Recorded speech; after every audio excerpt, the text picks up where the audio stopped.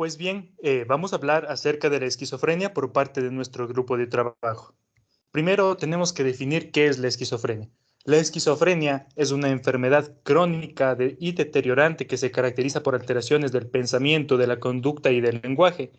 A su vez, el paciente se caracteriza por una apariencia extraña, descuida su aspecto físico e incluso es retraído socialmente.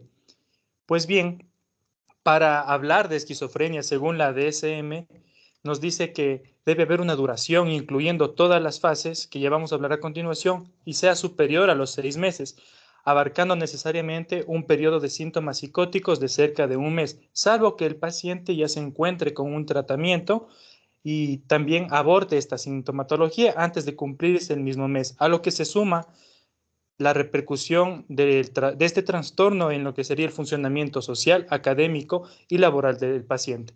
A su vez, también vamos a ver que se pueden distinguir tres fases, como son la fase prodrómica, psicótica y residual, que vamos a hablar a continuación.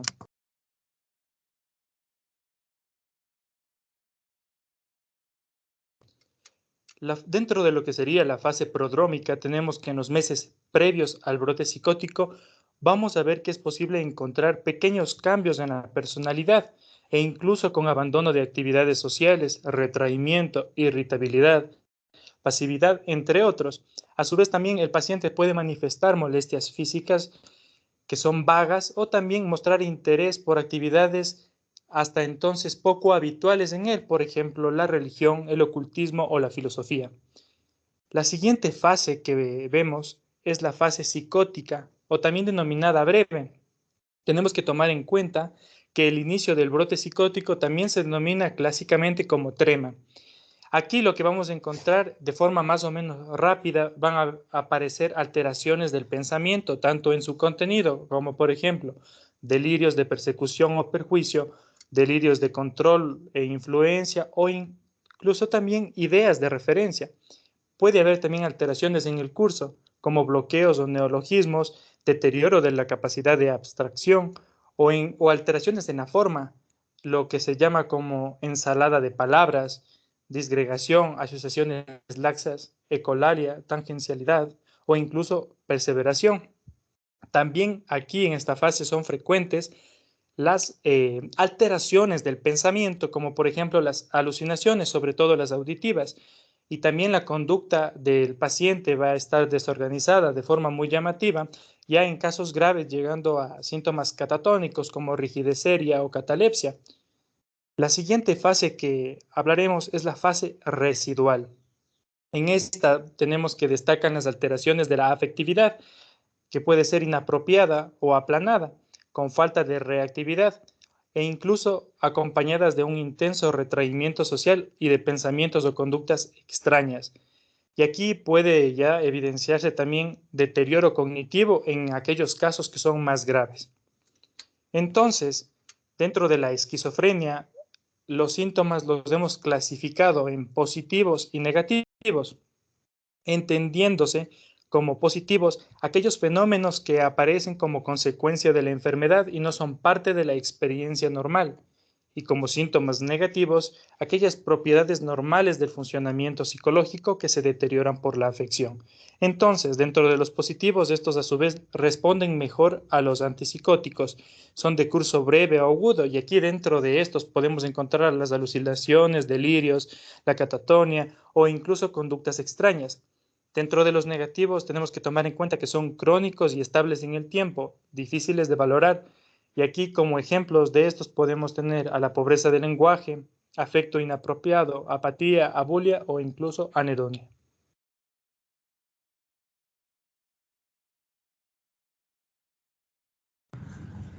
En cuanto a los subtipos, aunque tanto la DSM-5 como el CIE-11 no le dan importancia a los sintomáticos de esquizofrenia, aduciendo que su escasa estabilidad se diferencia en función del tipo de los síntomas que predominan.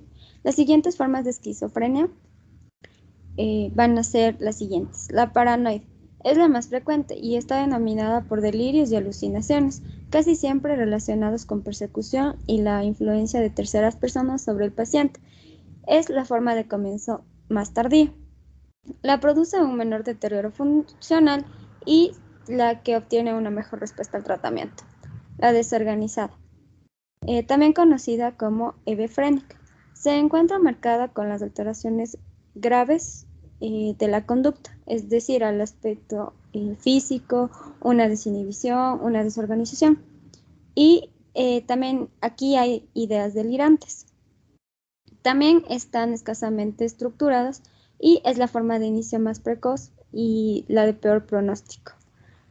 La catatónica es de aparición, se ha convertido en la forma más rara y responde de manera más favorable al tratamiento con TEC. El síndrome catatónico se va a caracterizar por la alteración general de la psicomotricidad, que es el aspecto que más llama la atención y puede verse tanto inmovilidad como agitación.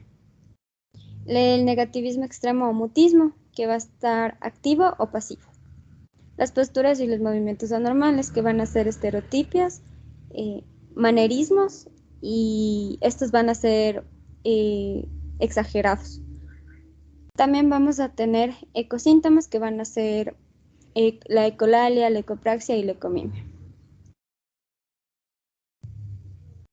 En cuanto a la indiferenciada, si los pacientes muestran características de los subtipos, y la residual, que se va a diagnosticar cuando después de un episodio esquizofrénico del tipo que sea van a desaparecer los síntomas positivos, pero van a persistir los negativos. Van a existir otras formas que están más sujetas a discusión, como por ejemplo la esquizofrenia simple, que esta se cuestiona su existencia y en ausencia de síntomas psicóticos positivos se van a desarrollar de manera gradual e insidiosa los síntomas negativos, que va a ser el retraimiento social y laboral. Y también va a tener una escasa respuesta emocional y va a ser difícil de diferenciar de una personalidad esquizoide. Y la parafrenia, que esta va a tener un lugar pasado los 45 años, que va a ser la parafrenia, o los 65 años, que va a ser la parafrenia tardía. Van a cruzar con delirios y con alucinaciones muy abrigadas y con un escaso deterioro de la personalidad. Actualmente esto se va a considerar formas tardías de esquizofrenia y van a predominar en mujeres, y en las formas más tardías se va a asociar con la existencia de deficiencias sensoriales.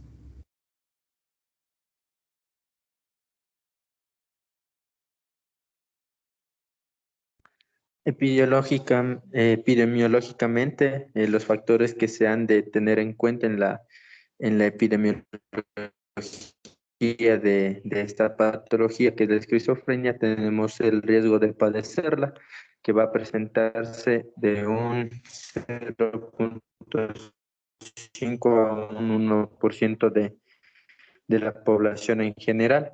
En cuanto al apego familiar, este va a aumentar según la cercanía genética a una persona afectada, pero cerca del 80% de estos pacientes carece de padres o hermanos enfermos.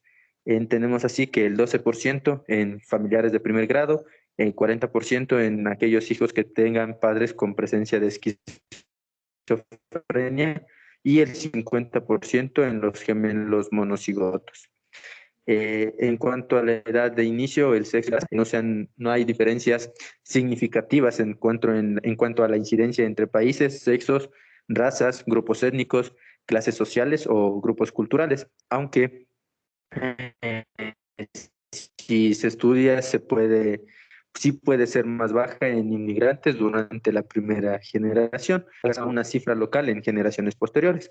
El 90% de los casos va a aparecer entre la edad de los 15 a los 45 años.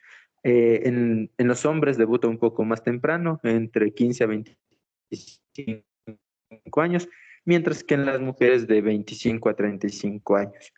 Y por último, los factores estacionales, es un aumento en cuanto a la incidencia en aquellos pacientes nacidos en los meses fríos, como son enero o abril en el hemisferio norte y julio-septiembre en el hemisferio sur, lo que se ha relacionado con una posible infección viral materna durante el segundo trimestre de la gestación.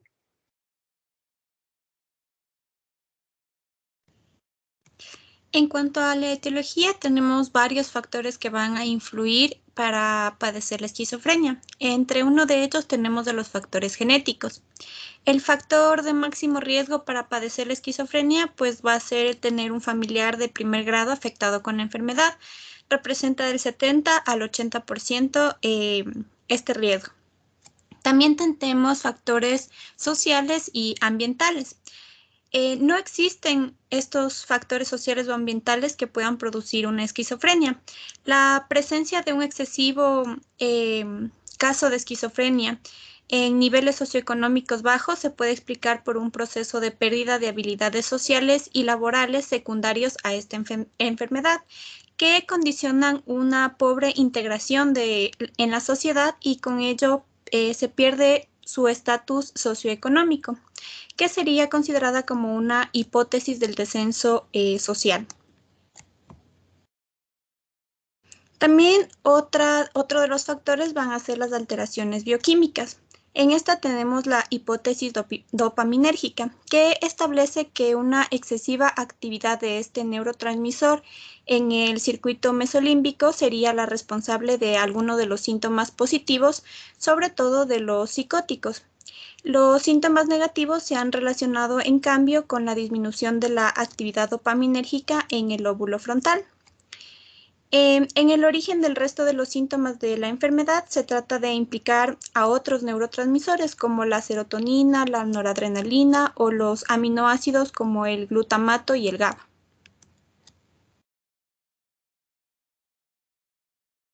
Ya, dentro de la etiología también vamos a tener la neuropatología.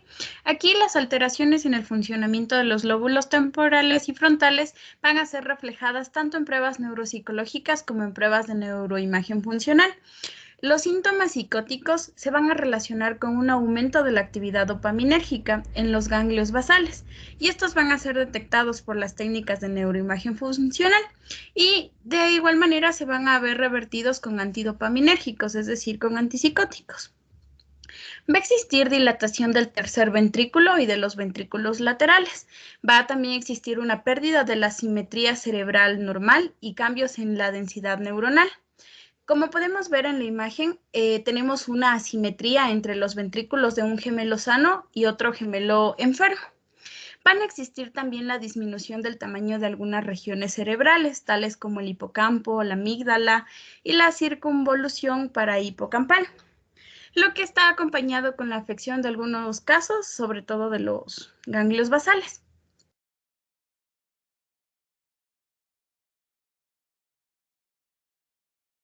Ya, finalmente vamos a tener otros hallazgos anormales. Aquí se van a encontrar la desinhibición en los movimientos sacádicos oculares y también la incapacidad para la persecución visual lenta, en cerca del 50 al 80% de los pacientes. Generalmente, este hallazgo puede llegar a emplearse en un futuro como un marcador específico para esta enfermedad, puesto que estos movimientos son independientes del tratamiento farmacológico y del estado clínico. Muchos de los pacientes van a presentar signos físicos y neurológicos que pueden ser considerados como menores. Sin embargo, estos son los que van a implicar un peor pronóstico para el paciente.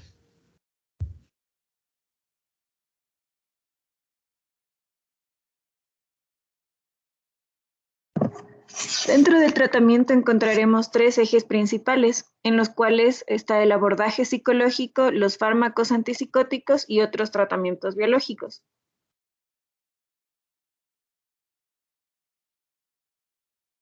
En cuanto al abordaje psicológico, es importante conocer que actualmente se considera obligatoria la conjugación del tratamiento farmacológico y del psicológico.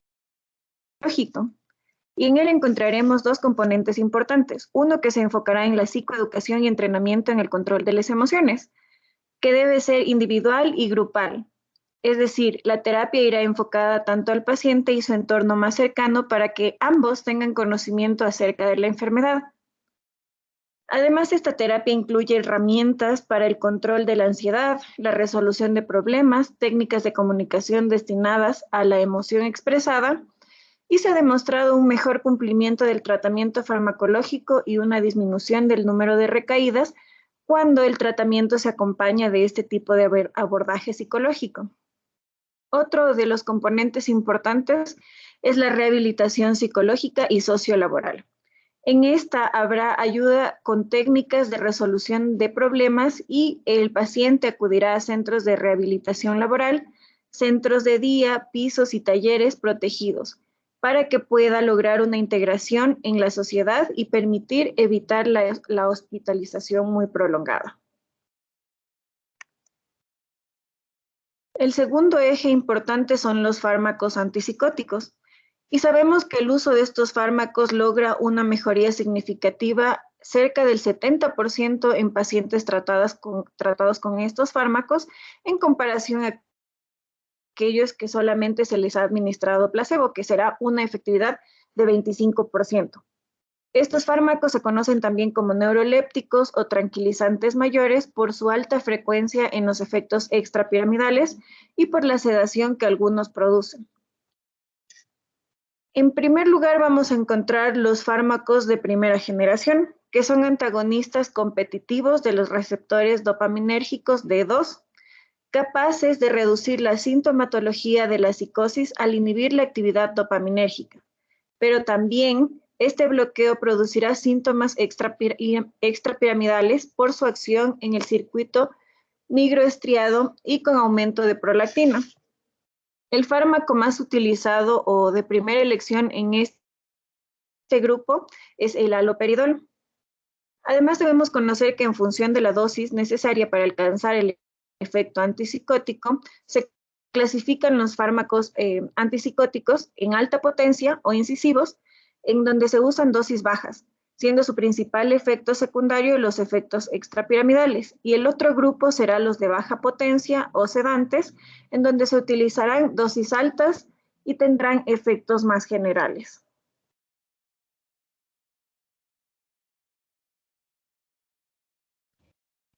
Antipsicóticos de segunda generación, o también llamados antipsicóticos atípicos. Estos surgieron inicialmente como opción para tratar a los pacientes resistentes a los antipsicóticos de primera generación, en aquellos casos en los que predomina claramente la sintomatología negativa, como es la apatía, la indiferencia, la asociabilidad, pues esta apenas responde a los antipsicóticos de primera generación, que incluso pueden agravarla. También se utilizan en aquellos pacientes en los que los fármacos tradicionales les provocan graves efectos extrapiramidales por la baja tasa de estos efectos con los antipsicóticos de segunda generación de los que estamos hablando. Bien, en cuanto al mecanismo de acción, se cree que el perfil de acción se debe a la combinación tanto de acciones antidopaminérgicas como también las de antiserotoninérgicas. Y bueno, en cuanto a los efectos extrapiramidales, se ha demostrado que son claramente menores a los de los antipsicóticos de primera generación.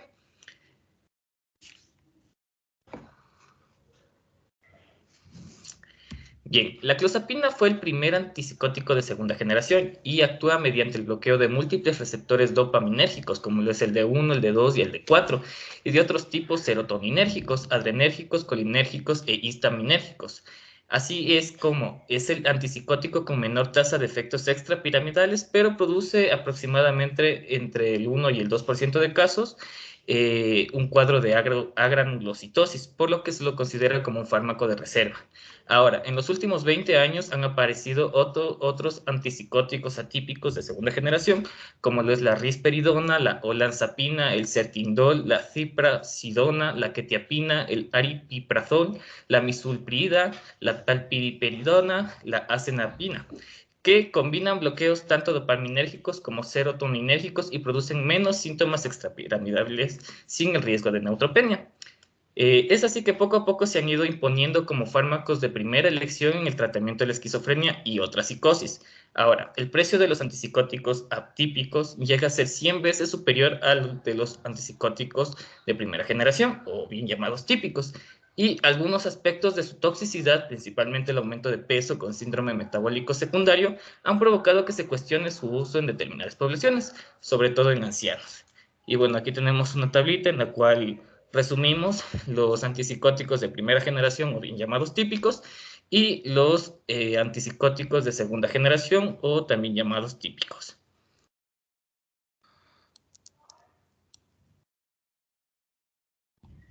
En cuanto al uso clínico de los antipsicóticos en general, en la actualidad se suele utilizar de primera generación un antipsicótico atípico.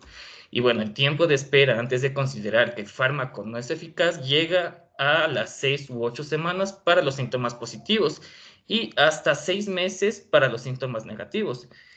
Algunos autores recomiendan probar con 2 o 3 antipsicóticos distintos, forzando las dosis al máximo tolerable, antes de considerar al paciente como resistente. Y bueno, es en este caso cuando se plantearía el uso de la clozapina.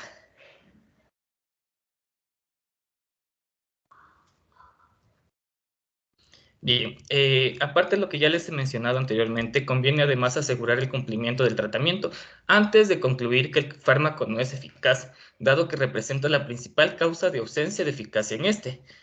Ahora, respecto a los efectos secundarios de los antipsicóticos en general, los antipsicóticos típicos producen una gran variedad de efectos secundarios, destacando los neurológicos. Con frecuencia, los pacientes refieren como causa del abandono del tratamiento la mala tolerancia al mismo. Es así que dentro de los síntomas neurológicos, de los signos neurológicos, tenemos la sequedad de boca, la visión cercana borrosa, el estreñimiento, la retención urinaria, la confusión mental, la sedación y el aumento del apetito y del peso principalmente. Y respecto a los síntomas extrapiramidales, tenemos las distonías, el parkinsonismo, la caticia y las discinesias. Además, es necesario mencionar que los antipsicóticos atípicos permiten reducir algunos de los efectos secundarios, sobre todo los extrapiramidales, mejorándose así también el cumplimiento. Es por esto que se los considera como primera elección. Ahora, uno de los efectos secundarios más graves es el llamado síndrome neuroléptico maligno, que se relaciona con el uso de antipsicóticos en aproximadamente el 0.5% de los casos, aunque excepcionalmente también se lo puede atribuir a otras causas como lo es la acción dopaminérgica por el uso de sustancias como la cocaína, el litio, la carbamazepina y otros antidepresivos. Es así que este síndrome se caracteriza por la combinación de graves síntomas extrapiramidales, principalmente la rigidez en tubo de plomo, la cinesia o la discinesia, la hipertermia, alteraciones autonómicas como es la taquicardia, la confusión, el estupor y el coma. Y bueno, es necesario señalar que este se desarrolla de forma rápida y alcanza su máxima intensidad entre las 24 y las 72 horas, en relación con el inicio del tratamiento con un aumento de la dosis. Aunque también puede aparecer en cualquier momento y con cualquier dosis. Ahora, si se diagnostica tarde, implica una mortalidad elevada del 15 al 20%, y esto debido al daño muscular masivo que se experimenta, detectable por el aumento de la CPK, así como también de otras enzimas musculares, puede conducir a un fracaso renal por mioglobinuria. Ahora, el tratamiento es fundamentalmente de soporte en estos casos, utilizándose como medicación adicional en los casos leves la bromocriptina, que es un agonista dopaminérgico oral, y en los casos graves el dantroleno, que es un relajante muscular directo, parenteral, empleado también en la hipertermia maligna por anestésicos halogenados.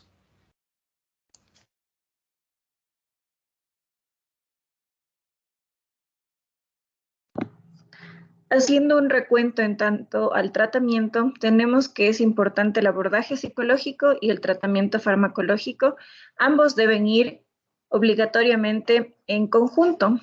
Ahora también tenemos otro tipo de tratamientos biológicos que se utilizarán en casos específicos.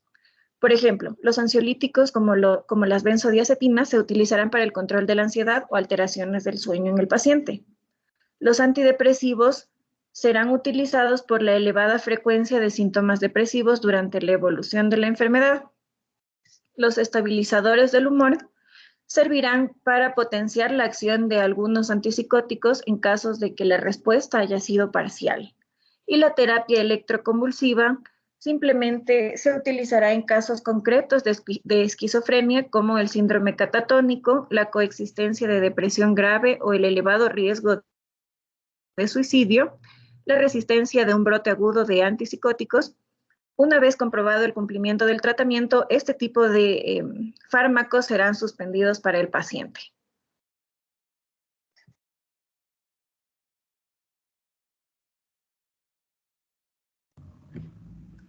Continuando con la supervisión del curso de esta patología, conviene estar atento a los síntomas prodrómicos de una recaída, en los cuales interpretamos el aumento de la inquietud, la agitación, la depresión y el insomnio, por la posibilidad de reajustar la dosis del antipsicótico y cortarla de forma rápida. Hay que tener en cuenta que la mayoría de los pacientes tienen un curso caracterizado por recaídas más o menos habituales y una lenta progresión hacia el estado residual. El número de recaídas y su intensidad suele descender en la edad adulta. No hay que menospreciar el potencial suicida de estos pacientes, ya que el 40% lo intenta y el 5 al 6% lo consuma, que puede deberse a alucinaciones imperativas. Esto quiere decir que ellos escuchan voces que les ordenan matarse, pero que con mayor frecuencia se deben a la coexistencia de la depresión, en estos casos también depresión pospsicótica, sobre todo en la esquizofrenia paranoide, teniendo un mayor riesgo en los pacientes varones, jóvenes y en las primeras fases de la enfermedad.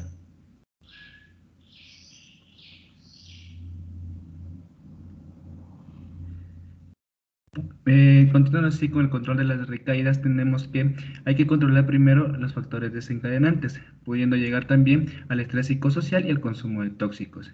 Es por eso también que se le da una protección con antipsicóticos, en los cuales se establece que no se eliminan el riesgo por completo, no todos los síntomas van a mejorar y siempre va a existir o frecuentemente el abandono del tratamiento. Esto puede ser por una falta de conciencia de la enfermedad, ya sea por el paciente o los familiares, los efectos secundarios provocados en el mismo y los problemas sociales que pueda tener.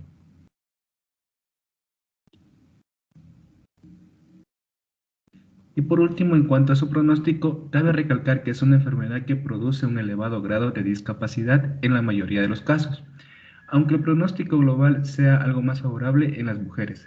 Esto se debe porque su inicio es más tardío. Por último, se suele aceptar la regla de los tercios. El primer tercio de los pacientes tiene un buen pronóstico relativo, es decir, son capaces de funcionar de forma autónoma en la sociedad. Un tercio posee un pronóstico intermedio, con necesidad de soporte para su integración social. Y por último, el tercio muy mal pronóstico, que van a precisar con frecuencia de recursos residenciales a largo plazo. Esto en cuanto a nuestro tema de exposición. Muchas gracias por su atención.